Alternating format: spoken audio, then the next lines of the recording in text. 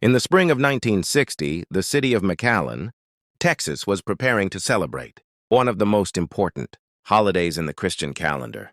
Families gathered together, churches were filled with worshipers, and the atmosphere throughout the community reflected peace, faith, and tradition. It was a time when people felt safe, leaving their doors unlocked and trusted the familiar faces they saw every day. Few could have imagined that during this holy season, a crime would occur that would leave the community haunted for generations and remain unsolved for more than half a century. At the center of this story was a young woman named Irene Garza. At just 25 years old, Irene was admired by nearly everyone who knew her. She was intelligent, kind, deeply religious, and worked as a school teacher. Friends described her as warm and compassionate, someone who always seemed willing to help others. She was also well known in South Texas for her beauty. Years earlier, she had won the title of Miss All South Texas Sweetheart, a recognition that made her a familiar face throughout the region. But despite her beauty and popularity, those closest to Irene remembered her most for her faith. Religion played an important role in her life. She regularly attended church, participated in religious activities, and took her beliefs seriously. To her family, she represented the values of honesty, kindness, and devotion. As Easter approached in April of 1960, Irene's life appeared full of promise. She had a successful career, she had a loving family, and she had plans for the future. Nothing suggested that she was only days away from becoming the victim of one of Texas's most infamous cold cases. On the evening of April 16, 1960, the day before Easter Sunday, Irene left home to attend confession at Sacred Heart Catholic Church in McAllen.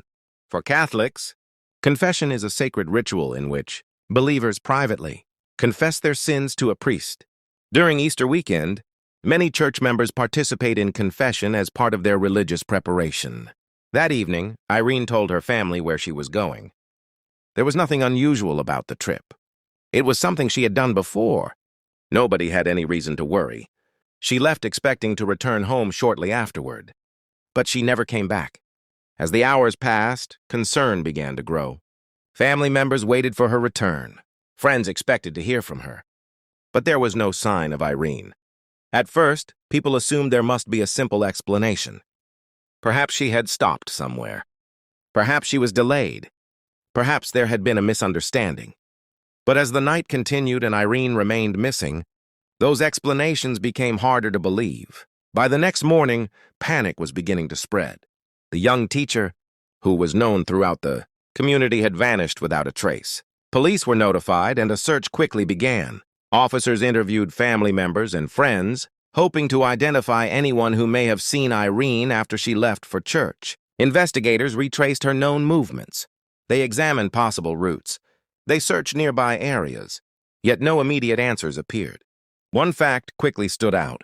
The last known place Irene had gone was Sacred Heart Catholic Church, and the last known person believed to have interacted with her was the priest who heard her confession. That priest was Father John Fite. At the time, Fite was a young Catholic priest serving the community. He was respected by many parishioners and held a position of trust within the church. Initially, there was no public accusation against him. He was simply considered one of the last people who might have seen Irene alive. However, investigators still needed to speak with him. As police continued gathering information, the case took a devastating turn. Several days after Irene disappeared, searchers made a horrifying discovery. Her body was found floating in a canal outside McAllen. The community was shocked.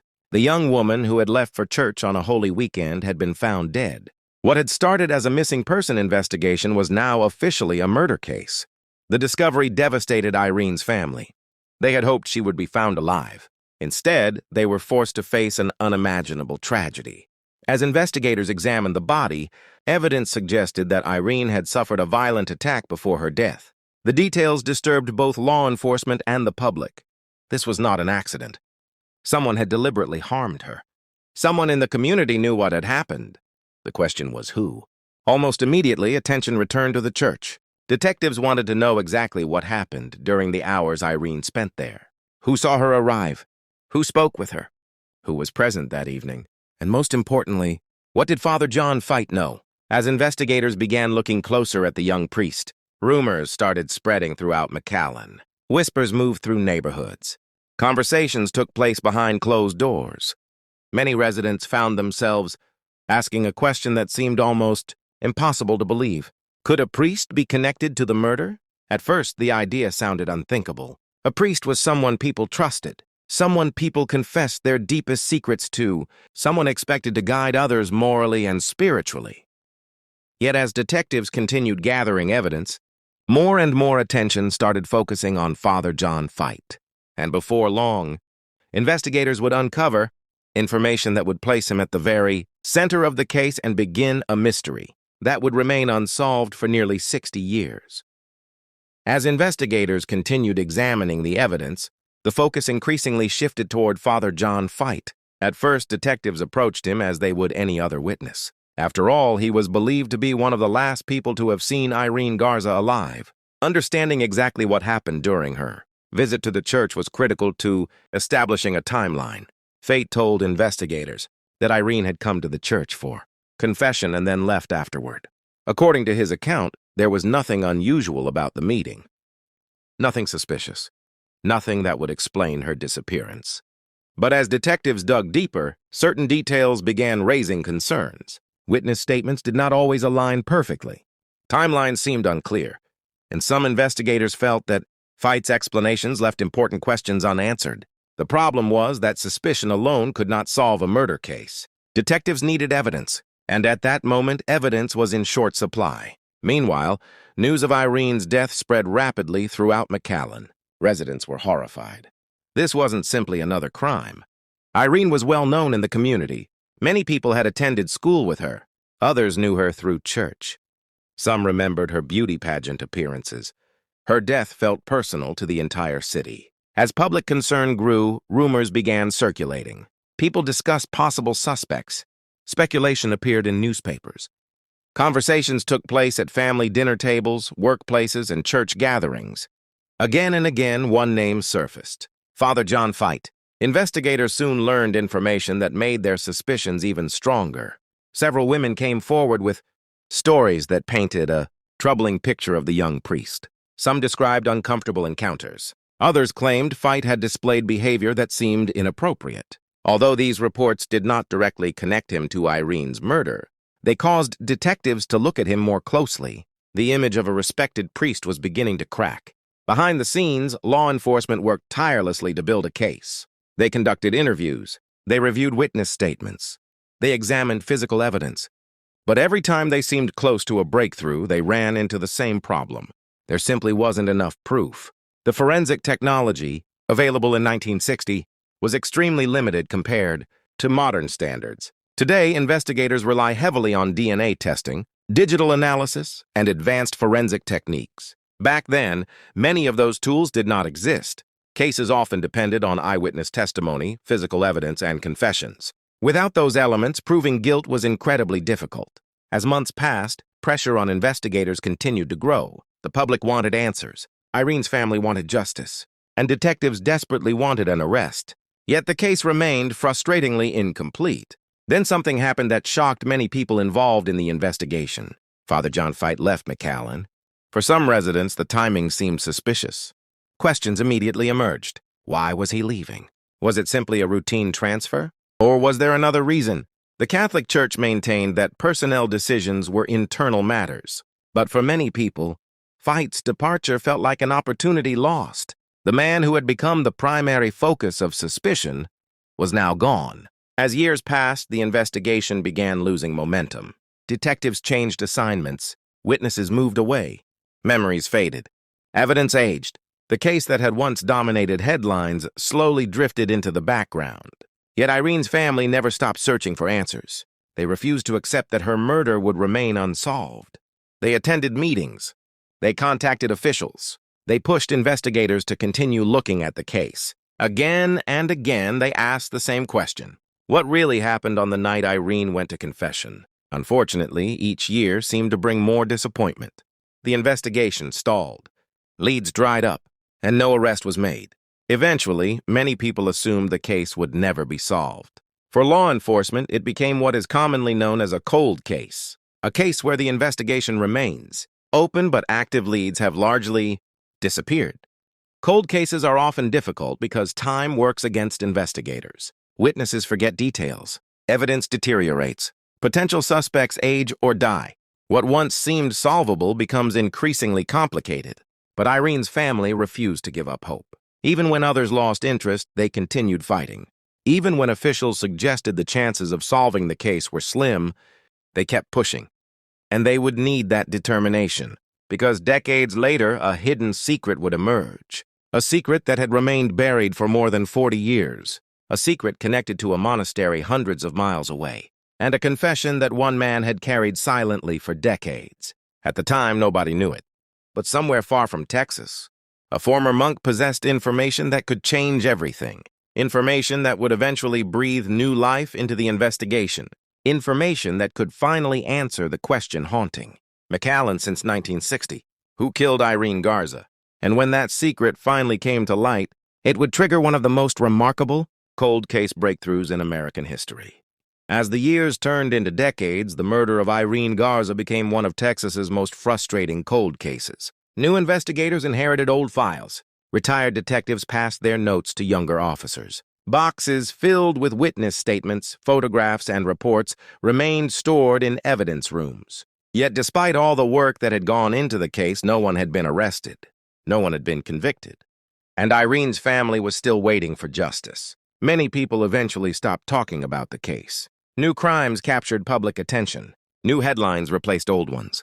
But for those closest to Irene, the pain never disappeared. Every holiday served as a reminder. Every Easter brought back memories of the night she walked into church and never returned. The family continued contacting prosecutors and investigators, hoping someone would finally uncover the truth. Unfortunately, they often encountered the same response. There simply wasn't enough evidence. At one point, members of Irene's family were reportedly told something heartbreaking. They were informed that they would probably never see justice. For many families, words like those would have ended the fight, but not for the Garza family. Instead of giving up, they became even more determined.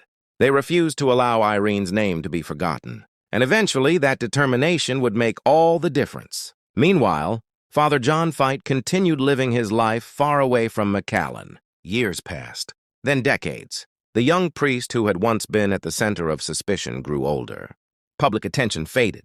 The investigation remained frozen in time. Yet unknown to almost everyone involved, a secret had been hiding in the shadows for years. A secret carried by a man who had remained silent for more than 4 decades. That man was a former monk, and his story began far from Texas. According to later reports, years after Irene's death, Father John Fite had spent time at a monastery in Missouri. While there, he reportedly spoke privately with another religious figure. During that conversation, something extraordinary allegedly happened. The priest who had long been suspected in Irene's murder supposedly made a confession that was never revealed publicly, a confession that remained hidden for decades. The man who heard it kept silent. Year after year, he carried that knowledge. And year after year, the murder of Irene Garza remained unsolved. Why he stayed silent became a question many would later ask. Some believed he felt bound by religious obligations. Others thought he feared the consequences of speaking out. Whatever the reason, the information remained buried for more than 40 years. Then everything changed. As time passed, the former monk grew older. The weight of the secret became increasingly difficult to carry. Eventually, he made a decision that would alter the course of the investigation forever. He chose to speak. When investigators learned what he had to say, they immediately realized the significance of the information. This wasn't a rumor. This wasn't community gossip. This wasn't speculation. This was a first-hand account involving an alleged confession connected directly to the man many investigators had suspected for decades. Suddenly, a case that had seemed dormant began coming back to life. Detectives reopened files. Old evidence was reviewed again. Witness statements were re-examined. Investigators started reconstructing events from 1960 with fresh eyes. The information provided by the former monk gave them something they had lacked for years: direction. For decades, many detectives believed they knew who was responsible. The challenge had always been proving it. Now they had an opportunity to do exactly that. Law enforcement officials began building a new case. They reviewed every available document. They searched for surviving witnesses. They compared old statements with newly obtained information. Piece by piece, the investigation started moving forward once again. The passage of time created challenges. Some witnesses had died. Others struggled to remember details from long ago. But investigators remained determined. Technology had improved.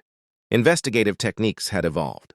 And perhaps most importantly, people who had once remained silent were finally beginning to talk. As momentum grew, attention returned to Irene Garza's murder. Journalists revisited the story. Community members remembered the case. And for the first time in many years, hope began returning to Irene's family. Could justice finally be possible? Could a murder that occurred in 1960 actually be solved? The possibility seemed almost unbelievable. Yet evidence continued accumulating, and prosecutors became increasingly convinced that the case was finally approaching a turning point.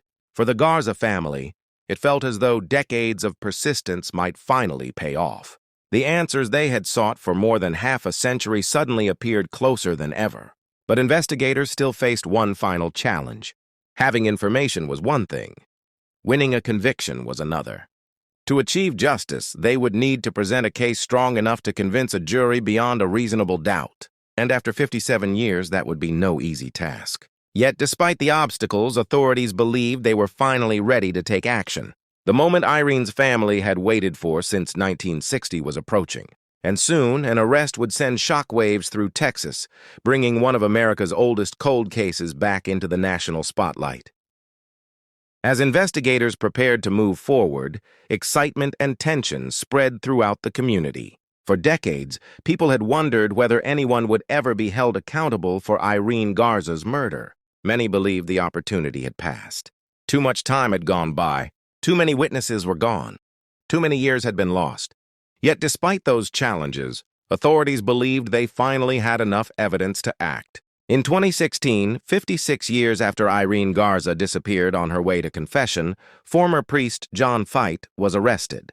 The announcement shocked people across Texas. For some residents, it was a moment they had been waiting for their entire lives. Others could hardly believe the case was still active after so many years. News organizations across the country quickly picked up the story. The arrest became national news. Headlines focused on a mystery that had haunted South Texas since 1960. For Irene's family, the moment was emotional. Many of them had spent decades fighting to keep the case alive. There had been countless disappointments, countless setbacks, and countless moments when justice seemed impossible. Now, for the first time, they were watching the legal system finally take action. But an arrest was only the beginning. The next challenge would be proving the case in court. Prosecutors faced a difficult task.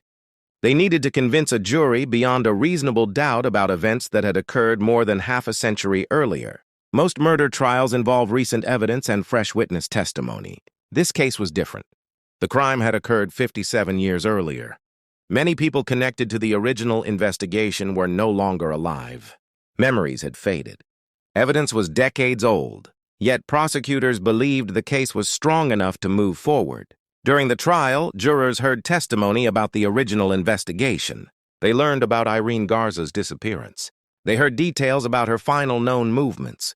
They listened as witnesses described the suspicions that had followed Father John Fite for decades. Most importantly, prosecutors presented evidence connected to statements and admissions that investigators believed pointed directly toward Fite's responsibility.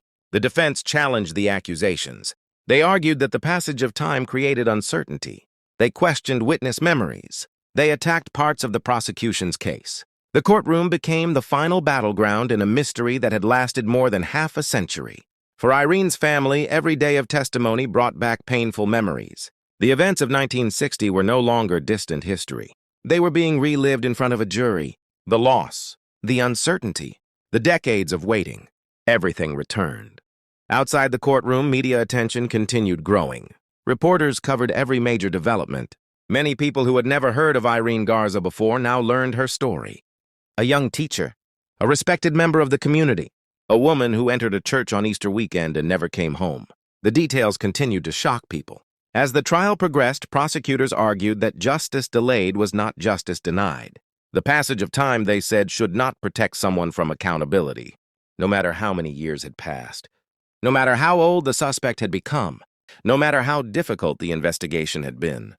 Eventually, the case reached its conclusion. After reviewing the evidence and testimony, the jury reached a verdict. John Fite was found guilty of murdering Irene Garza. The courtroom filled with emotion. For Irene's family, it was a moment they had waited nearly 6 decades to experience. Many had spent most of their lives seeking answers. Now they finally had a measure of justice. No verdict could bring Irene back. No conviction could erase the pain her family endured. No sentence could return the years that had been stolen. But the decision represented something important. The truth had finally been acknowledged. The case that many believed would never be solved had reached a conclusion. For law enforcement, the conviction demonstrated the value of persistence. Investigators who reopened the case refused to accept that time made justice impossible. They continued searching. They continued asking questions. And eventually, they found the evidence needed to move forward. The case also highlighted the importance of witnesses who choose to speak. Had the former monk remained silent, the investigation might never have advanced. The information he provided helped breathe life into a case that had remained dormant for decades. His decision changed everything. Today, Irene Garza's story remains one of the most remarkable cold case investigations in American history. It is a story about faith, a story about tragedy, a story about determination, and most importantly, a story about a family that refused to give up. For 57 years, they carried the hope that one day the truth would emerge. For 57 years, they fought against doubt, disappointment, and delay. And in the end, their persistence was rewarded. The person long suspected of the crime was finally brought before a court of law. Justice arrived far later than anyone wanted. But it arrived nonetheless. Because as this case proved, time can hide the truth. It can delay accountability. It can make investigations more difficult. But sometimes, even after decades of silence, secrets have a way of resurfacing. And when they do, they can change everything. The young teacher who walked into a church on Easter weekend in 1960 never returned home. But her story was never forgotten. And nearly 6 decades later, the search for justice finally came to an end.